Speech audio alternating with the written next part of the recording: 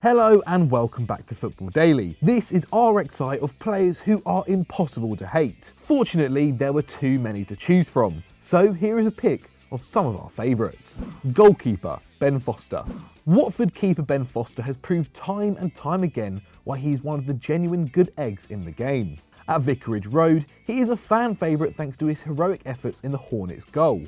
In fact, in the last decade, no keeper made more than his 996 stops in the top division, with his closest rival David De Gea trailing way behind him on 825.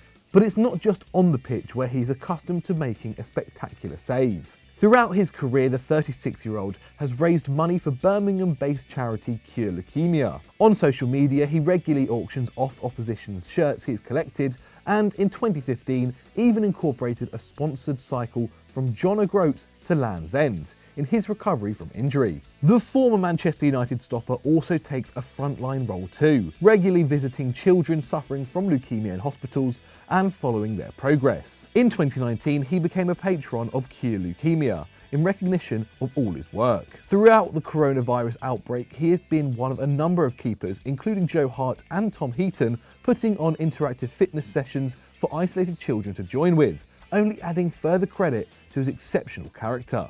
Defender, Lilian Thuram. France have produced some legendary footballers over the years, but few can compare to former centre-back Lilian Thuram. His country's most capped player with 142 appearances, Thuram was an integral part of Le Blues' squad as they won the 1998 World Cup and Euros 2 years later. At club level, he won trophies wherever he went, even commanding a €41 million transfer fee when he moved from Parma to Juventus in 2001 alongside a certain Gigi Buffon. After retiring, he transferred his big personality on the pitch to his human rights work off it. A huge proponent of social and racial equality, he first made the headlines in 2005 when he spoke out against Nicolas Sarkozy, then the Minister of Interior, who had blamed some of the issues of the French riots that year on the scum that existed in the suburban ghettos. In recent years, he's even curated exhibitions highlighting racism in some of Paris's top galleries, and was a huge voice for the legalisation of same-sex marriage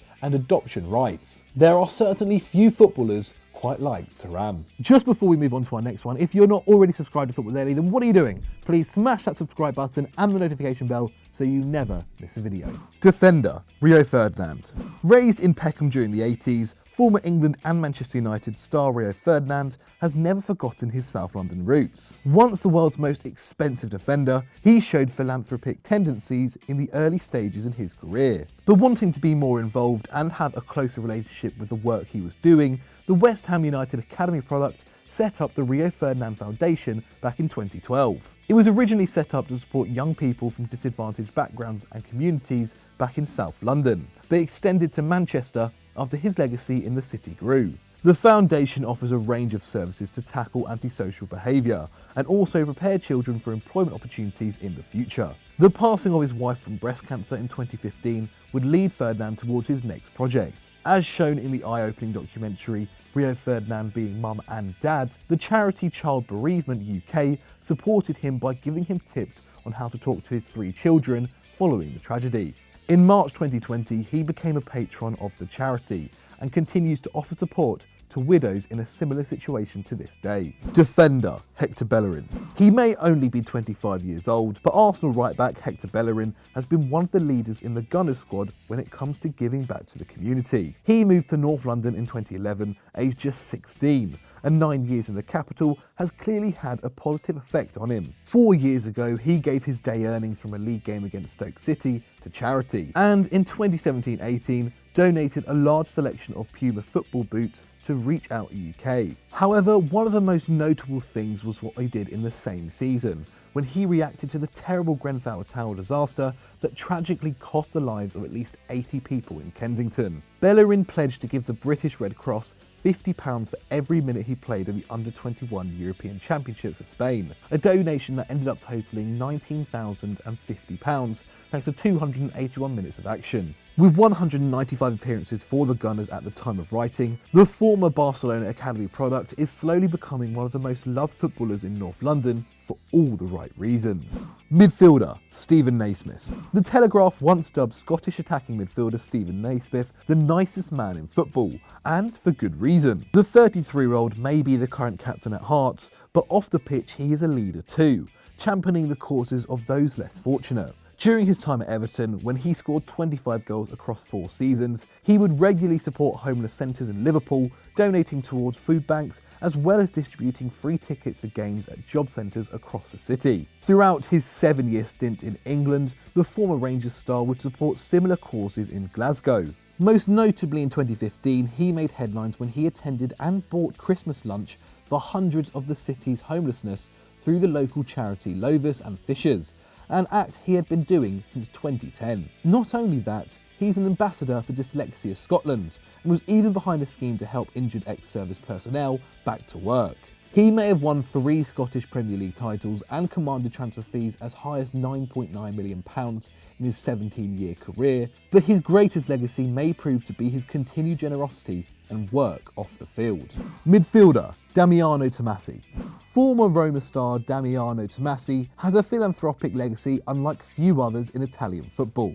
As a player, he would win a Scudetto and make 262 Serie A appearances in a 10-year spell at the Giallorossi, playing for Italy and even turning out for Queen's Park Rangers in 2008. But throughout his career, he has regularly broken the mould of the modern footballer. In 1994, he undertook civil service instead of military service, stating he did not want to serve his country holding a rifle, demonstrating the early principled morals that would shape his later life. As a professional, he was instrumental in overseeing the redistribution of his teammates' disciplinary fines to support charitable causes. And when others jetted off for their end-of-season vacation, Tomasi would spend his holidays constructing shelters at migrant camps on the coast. His selflessness was recognised in the 2000-2001 season, when he was awarded the Pallone di Arento Award by the Italian Sports Press Union, an honour given every year to the Serie A player who had shown sporting correctness, good morality and for generosity towards the weak. 2 decades of good culminated in Tomasi being elected leader of the Italian Footballers Association by his peers in 2011, a position he holds to this day. Midfielder, Juan Mata.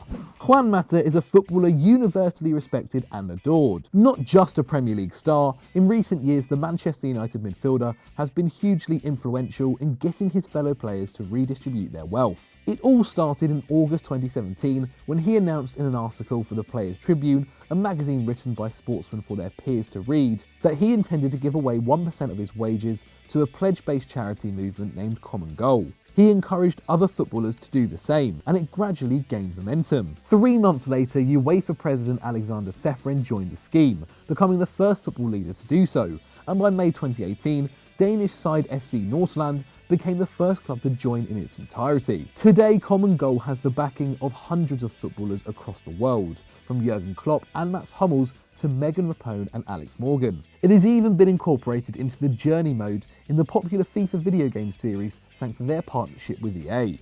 Juan Mata's influence on the pitch may have slowed down in recent years, playing just 727 minutes of league football this season, but he has arguably never been so important to the sport. Midfielder, Megan Rapinoe. Megan Rapinoe has quickly become one of the most recognisable faces in world football, after not only captaining USA to the 2019 Women's World Cup, but also winning the recent edition of the Women's Ballon d'Or. At the tournament in France, she scored 6 times to win the Golden Boot, bringing her record for the national side to a ridiculous 52 goals in 162 appearances. Rather than cash in on her high-profile status, Rapinoe has become one of the main voices in bringing social injustice to attention and pushing for equality for women in football. In 2016, she gathered national attention for kneeling during the US national anthem, in a show of solidarity with NFL's Colin Kaepernick, explaining that being a gay American, I know what it means to look at the flag and not have it protect all your liberties. As one of football's few prominent LGBTQ+ stars, she has regularly supported causes and organisations aiming to end homophobia and transphobia in sport. And in recent years, she has spearheaded the US women's team's fight for equal pay, even filing a lawsuit against the US Soccer Federation, accusing them of gender discrimination. An eloquent and likeable personality, Megan Rapinoe is a force to be reckoned with. Forward, Marcus Rashford. There are a few footballers to have been more closely involved with supporting vulnerable children and families during the coronavirus pandemic than Manchester United star Marcus Rashford. Prior to the outbreak, the England international had been learning sign language and judging a poetry competition for children with hearing impairments, and has vowed to deliver the award in person once the restrictions are over. In addition, he has regularly been encouraging youngsters to keep reading and maintain their education while in isolation. But probably his most significant work has been with Manchester-based charity Fair Share. He has helped raise £100,000 to provide lunches to those normally dependent on the free meals primary schools offer, a figure that should hopefully be able to feed 400,000 children across the city. Manchester United have even joined forces with rivals Manchester City to help boost the initiative, which redistributes food that would normally go to waste to those who need it most. He may just be 22 years old, but Rashford is proving to be an inspirational figure both on and off the pitch for the next generation. Forward, Didier Drogba. There are a number of charitable African stars we could have picked, from Kanu to Samuel Eto'o, but we have gone for Chelsea legend Didier Drogba. That's because he's one of the few people in the world who can legitimately claim to have helped stop a civil war. Back in 2005, his home nation Ivory Coast was in the grips of a 3-year conflict between the government and rebel forces that had claimed hundreds of lives. At the same time, the country's football team were on the brink of qualifying for their first ever World Cup, set for Germany the following year. Led by Drogba, Les Elephants' squad included the likes of Premier League regulars Kolo Touré, Emmanuel Aboué and Didier Zokora. A dramatic final game day saw them beat Sudan, and Cameroon drew away to Egypt, having missed a penalty in injury time, handing the Ivorians qualification. After the game, Drogba made a desperate plea live on national television, asking combatants on both sides to lay down their weapons. The extraordinary act paved the way for a ceasefire in 2007, after 5 years of conflict. He has a number of other charitable projects still running in his homeland, but his actions in 2005 will never be forgotten. Forward, Jermain Defoe. Jermain Defoe's incredible career has taken him to 7 clubs in 3 different countries, produced 298 goals in 735 appearances, and seen him become the Premier League's 8th all-time top scorer with 162 strikes. He makes this list, however, down to the touching friendship he developed with terminally ill child Bradley Lowry while playing at Sunderland back in 2017. Just 6 years old, Bradley suffered from a rare form of childhood cancer called neuroblastoma. His hero was Defoe, and the two struck up a remarkable friendship when he was invited to be the forwards mascot for a game against Everton. From then on, the former Tottenham and Portsmouth star made regular trips to Bradley in hospital, cuddling the brave youngster as he went through his grueling treatment. He would even help Defoe lead out England at 2017, after the striker had been recalled to the national squad. Though Bradley would lose his battle with cancer in July 2017, the awareness raised by the friendship will help future children fighting against neuroblastoma. A loved and respected individual wherever he has played, in the 2018 birthday honours, Defoe was appointed an OBE in recognition of all his charitable endeavours. So those were our 11 players that we think are impossible to hate. However, there are many more. Please put them in the comments below. If you've enjoyed this video, then please like it. And if you want to see more, please click on screen now. And as always, don't forget to like and subscribe.